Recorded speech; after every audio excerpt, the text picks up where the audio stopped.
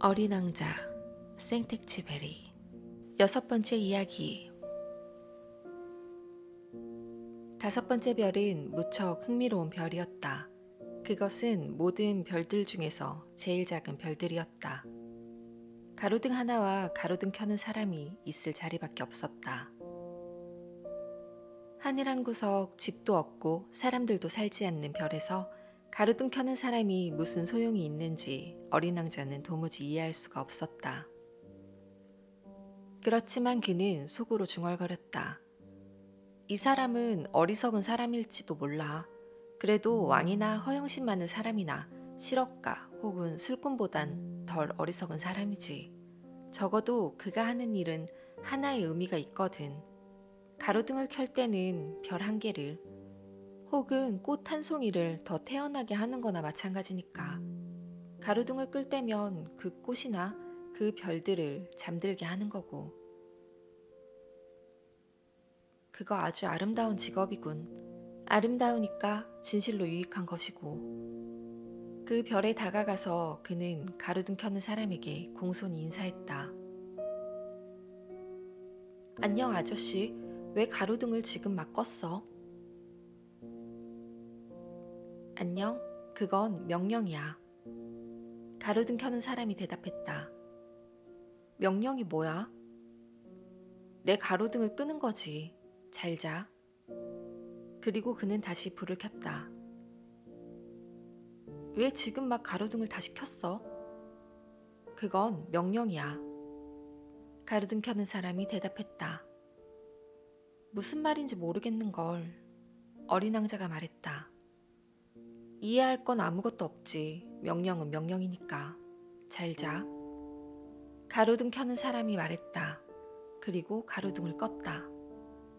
그리고 나서는 붉은 바둑판 무늬의 손수건으로 이마에 땀을 닦았다. 난 정말 고된 직업을 가졌어. 전에는 무리가 없었는데 아침에 불을 끄고 저녁이면 다시 켰었지. 그래서 나머지 낮 시간에는 쉬고 나머지 밤 시간에는 잠을 잘 수 있었거든. 그럼 그 후에 명령이 바뀌었어? 명령은 바뀌지 않았으니까 그게 문제지.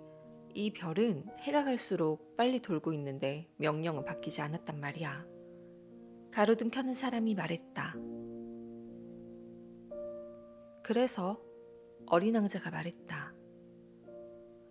그래서 이제는 이 별이 매분마다 일회전을 하고 있으니까 1초도 쉴 새가 없는 거야. 매분마다 한 번씩 껐다 켰다 해야 하는 거지. 그거 참 이상하네. 아저씨네 별에선 하루가 1분이라니. 조금도 이상할 것 없지. 우리가 이야기하고 있는 지가 벌써 한 달이 되어 있단다. 가로등 켜는 사람이 말했다.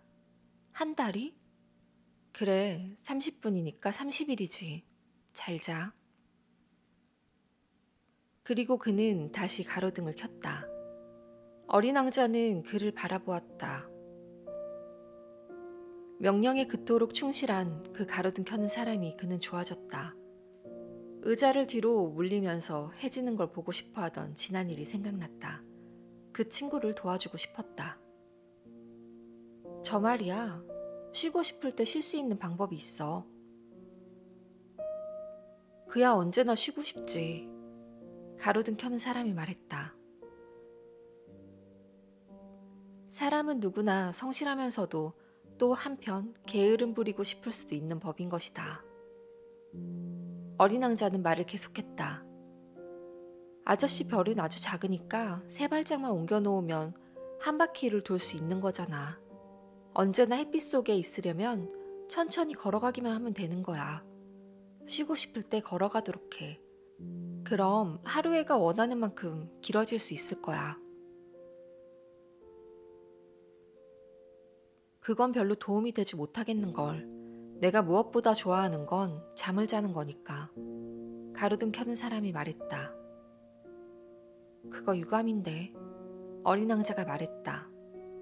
유감이야. 잘 자. 가로등 점화하는 사람이 말했다. 그리고는 가로등을 껐다. 저 사람은 다른 모든 사람들, 왕이나 허영심 많은 사람이나 술꾼 혹은 실업가 같은 사람들에게 멸시받을 테지. 하지만 우스꽝스럽게 보이지 않는 사람은 저 사람뿐이야.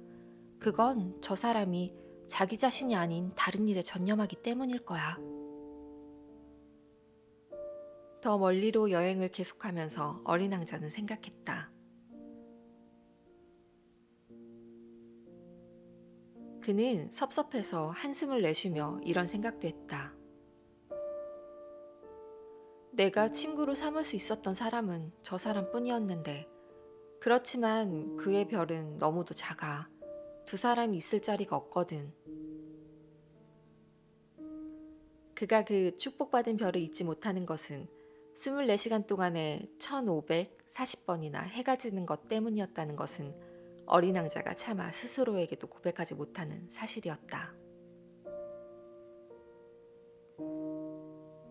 6번째 별은 10배나 더 큰 별이었다. 그 별에는 무지하게 커다란 책을 쓰고 있는 늙은 신사 한 분이 살고 있었다. 야, 탐험가가 하나 오는군. 어린 왕자를 보며 그가 큰 소리로 외쳤다. 어린 왕자는 테이블 위에 걸터 앉아 조금 가쁜 숨을 몰아쉬었다. 벌써 몹시도 긴 여행을 했던 것이다. 어디서 오는 거냐? 그 노인이 물었다. 이 두꺼운 책은 뭐예요? 여기서 뭘 하는 거지요? 어린 왕자가 물었다. 난 지리학자란다. 노인이 말했다. 지리학자가 뭐예요? 바다와 강과 도시와 산, 그리고 사막이 어디 있는지를 아는 사람이지. 그거 참 재밌네요. 그거야말로 직업다운 직업이군요. 어린 왕자는 말하고 지리학자의 별을 한번 휙 둘러보았다. 그처럼 멋진 별을 그는 본 적이 없었다. 할아버지 별은 참 아름답군요. 넓은 바다도 있나요? 난 몰라. 지리학자가 대답했다. 그래요? 어린 왕자는 실망했다. 그럼 산은요? 난 몰라. 지리학자가 말했다. 그럼 도시와 강과 사막은요? 그것도 알 수 없다. 지리학자가 말했다. 할아버지는 지리학자 아니에요? 그렇지. 하지만 난 탐험가가 아니거든. 내겐 탐험가가 절대적으로 부족하단다. 도시와 강과 산, 바다와 태양과 사막을 세러 다니는 것은 지리학자가 하는 일이 아니야. 지리학자는 아주 중요한 사람이니까 한가히 돌아다닐 수가 없는 거지. 서재를 떠날 수가 없어. 서재에서 탐험가들을 만나는 거지. 그들에게 여러 가지 질문을 하여 그들의 기억을 기록하는 거야. 탐험가의 기억 중에 흥미로운 게 있으면 지리학자는 그 사람의 정신 상태를 조사시키지. 그건 왜요? 탐험가가 거짓말을 하면 지리책엔 커다란 이변이 일어나게 될 테니까. 탐험가가 술을 너무 마셔도 그렇지. 그건 왜요? 어린 왕자가 말했다. 왜냐하면 술에 잔뜩 취한 사람에겐 모든 게 둘로 보이거든. 그렇게 되면 지리학자는 산이 하나밖에 없는 데다 산 둘을 기입하게 될지도 모르잖아. 내가 아는 어떤 사람도 그럼 나쁜 탐험가가 될 수 있겠군요. 어린 왕자가 말했다. 그럴 수도 있겠지. 그래서 탐험가의 정신 상태가 훌륭하다고 생각될 때는 그의 발견을 조사하지. 가보시나요? 아니지. 그건 너무 번잡스러우니까 그 대신 탐험가에게 증거를 제시하라고 요구하는 거야. 예컨대 커다란 산을 발견했을 때는 커다란 돌멩이를 가져오라고 요구하는 거지. 지리학자는 갑자기 흥분했다.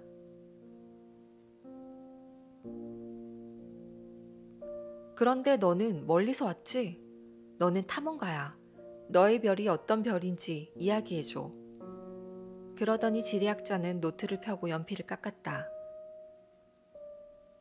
탐험가의 이야기를 처음에는 연필로 적었다가 그가 증거를 가져오기를 기다려서 잉크로 적는 것이다. 자, 시작해볼까? 지리학자가 물었다. 내 별은 별로 흥미로운 게 없어요. 아주 작거든요. 화산이 셋이 있어요. 둘은 불이 있는 화산이고 하나는 불이 꺼진 화산이지요. 하지만 언제 어떻게 될지 모르지요. 언제 어떻게 될지 알 수 없지. 지리학자가 말했다. 제겐 꽃 한 송이도 있어요. 우린 꽃을 기록하지 않아. 지리학자가 말했다. 왜요? 그게 더 예쁜데. 꽃들은 일시적인 존재니까. 일시적인 존재가 뭐예요? 지리책은 모든 책들 중 가장 귀중한 책이야. 지리책은 유행이 뒤지는 법이 없지. 산이 위치를 바꾸는 일은 매우 드물거든. 바닷물의 물이 비어버리는 일도 매우 드물고, 우리는 영원한 것들을 기록하는 거야. 하지만 불 꺼진 화산들이 다시 깨어날 수도 있어요. 일시적 존재가 뭐예요? 어린 왕자가 말을 가로막았다. 화산이 꺼져 있든 깨어 있든 우리에게는 마찬가지야. 우리에게 중요한 건 산이지. 산은 변하지 않거든. 그런데 일시적 존재란 뭐예요? 한 번 한 질문은 평생 포기해 본 적이 없는 어린 왕자가 다시 되물었다. 그건 머지않은 장래에 사라져버릴 위험에 처해 있다는 뜻이지. 내 꽃은 머지않을 장래에 사라져버릴 위험에 처해 있나요? 물론이지. 내 꽃은 일시적 존재야.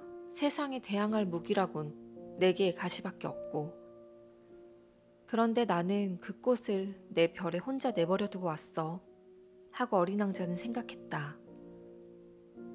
그것은 후회스러운 느낌의 시작이었다. 그러나 그는 다시 용기를 냈다. 어디를 가보는 게 좋을까요? 그가 물었다. 지구라는 별로 가봐.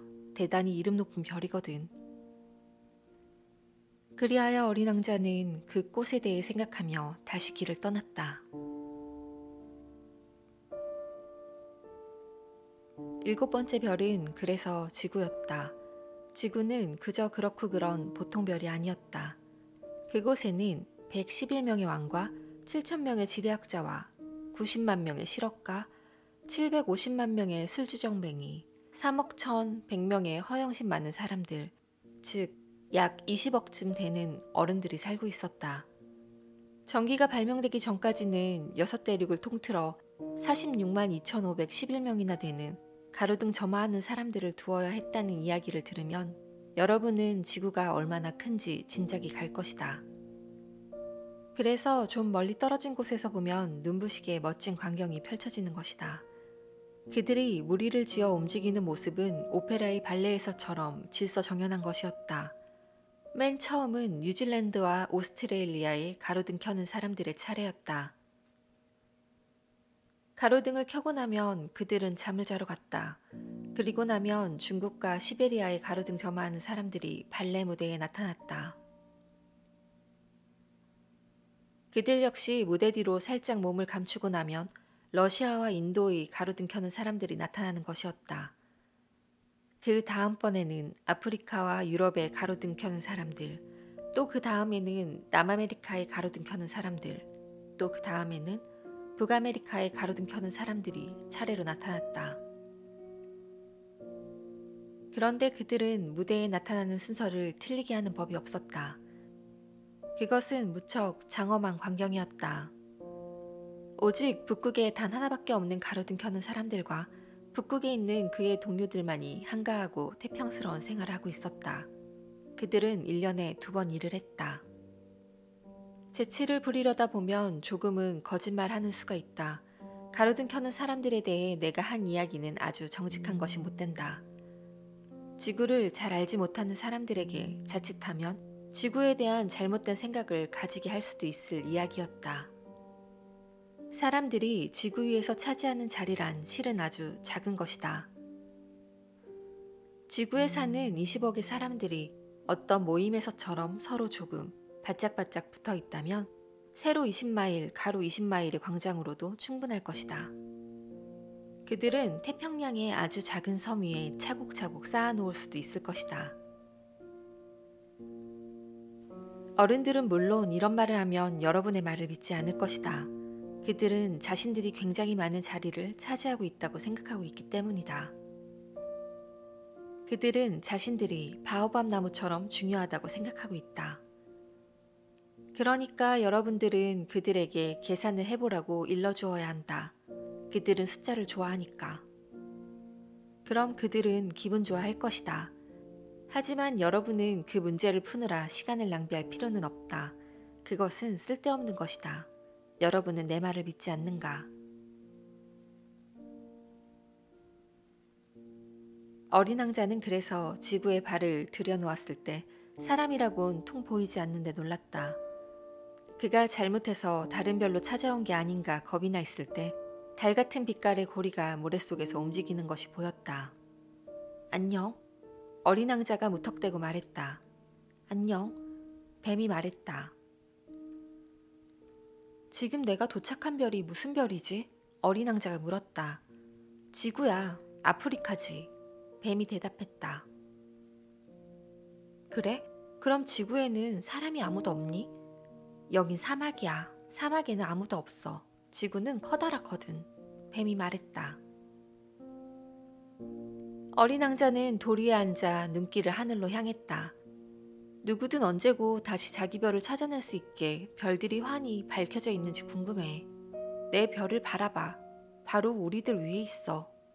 그런데 어쩌면 저렇게 멀리 있지? 아름답구나. 근데 여긴 무엇하러 왔니? 뱀이 말했다. 난 어떤 꽃하고 사이에 골치 아픈 일이 있단다. 어린 왕자가 말했다. 그래? 뱀이 대답했다. 그리고 그들은 서로 잠자코 있었다. 사람들은 어디에 있지? 사막에서는 조금 외롭구나. 어린 왕자가 마침내 다시 입을 떼었다. 사람들 가운데서도 외롭긴 마찬가지야. 뱀이 말했다. 어린 왕자는 그를 한참 바라보았다. 넌 아주 재밌게 생긴 짐승이구나. 손가락처럼 가느다랗고. 그가 말했다. 그래도 난 왕의 손가락보다도 더 힘이 세단다. 뱀이 말했다. 어린 왕자는 미소를 지었다. 넌 힘이 세지 못해. 발도 없고 여행도 할 수 없잖아. 난 배보다 더 먼 곳으로 너를 데려다 줄 수 있어. 뱀이 말했다. 그는 어린 왕자의 발 뒤꿈치에 팔찌처럼 몸을 휘감더니 말했다. 나를 건드리는 사람마다 그가 나왔던 땅으로 돌려보내주지. 하지만 넌 순진하고 또 다른 별에서 왔으니까. 어린 왕자는 아무 대꾸도 하지 않았다. 내가 치근해 보이는구나. 무척이나 연약한 몸으로 이 돌멩이 투성이의 지구에 왔으니 내 별이 몹시 그리울 때면 언제고 내가 너를 도와줄 수 있을 거야, 난. 그래, 아주 잘 알았어. 헌데 왜 그렇게 언제나 수수께끼 같은 말만 하니? 난 그 모든 걸 해결할 수 있어. 뱀이 말했다. 그리고는 그들은 침묵을 지켰다.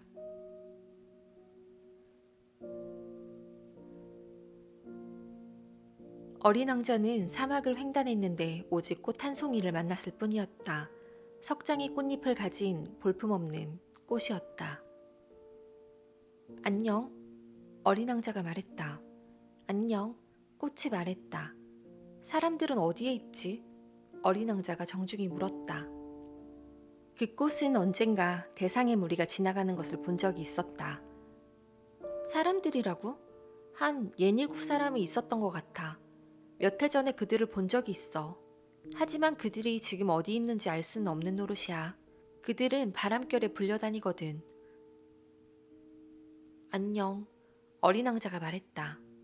안녕. 꽃이 말했다. 어린 왕자는 한 높은 산 위로 올라갔다. 그가 아는 산이라곤 그의 무릎에 닿는 세 개의 화산이 고작이었다. 불 꺼진 화산은 걸상으로 이용하곤 했었다. 이 산처럼 높은 산에서는 이 별과 사람들을 모두 한눈에 볼 수 있을 거야. 그러나 바늘끝처럼 뾰족뾰족한 산봉우리만 보일 뿐이었다. 안녕. 그가 혹시나 하고 말해보았다. 안녕, 안녕, 안녕. 메아리가 대답했다. 너는 누구지? 어린 왕자가 말했다. 너는 누구지? 너는 누구지? 너는 누구지? 메아리가 대답했다. 내 친구가 되어줘. 난 외로워. 그가 말했다. 나는 외로워. 나는 외로워. 나는 외로워. 메아리가 대답했다. 참 얄궂은 별이군. 메마르고 뾰족뾰족하고 험하고 게다가 사람들은 상상력이 없고 다른 사람이 한 말을 되풀이하니 나의 집에는 꽃 한 송이가 있었지. 그 꽃은 언제나 먼저 말을 걸어왔는데. 그리하여 어린 왕자는 모래와 바위와 눈 가운데를 오랫동안 걷고 난 끝에 드디어 길을 하나 발견했다. 그런데 길들이란 모두 사람들이 있는 곳으로 통하는 법이다. 그것은 장미가 만발한 정원이었다. 안녕. 장미꽃들이 말했다. 어린 왕자는 그를 바라보았다. 그들은 모두 그 꽃과 쏙 빼닮은 것들이었다. 너희들은 누구니? 깜짝 놀란 어린 왕자가 그들에게 물었다. 우리는 장미꽃들이야. 장미꽃들이 말했다. 아, 그래? 그러자 어린 왕자는 자신이 아주 불행하게 느껴졌다. 이 세상에 자기와 같은 꽃은 오직 하나뿐이라고 그 꽃은 그에게 말해주었던 것이다. 그런데 정원 하나 가득히 그와 똑같은 꽃들이 5천 송이나 되는 게 아닌가. 내 꽃이 이걸 보면 몹시 상심할 거야 하고 어린 왕자는 생각했다. 기침을 지독히 해대면서 창피스러운 모습을 보이지 않으려고 죽으려는 신용을 할 거야. 그럼 난 간호해주는 척 하지 않을 수가 없겠지. 그러지 않으면 내게 죄책감을 주려 정말로 죽어버릴지도 몰라. 그리고 그는 이렇게도 생각했다. 이 세상에 오직 하나뿐인 꽃을 가졌으니 부자인 줄 알았는데 내가 가진 꽃은 그저 평범한 한 송이 꽃일 뿐이야. 그중 하나는 영영 불이 꺼져버렸을지도 모를 내 무릎까지 오는 세 개의 화상과 그 꽃으로 내가 굉장히 위대한 왕자가 될 수는 없어. 그래서 그는 풀숲에 엎드려 울었다.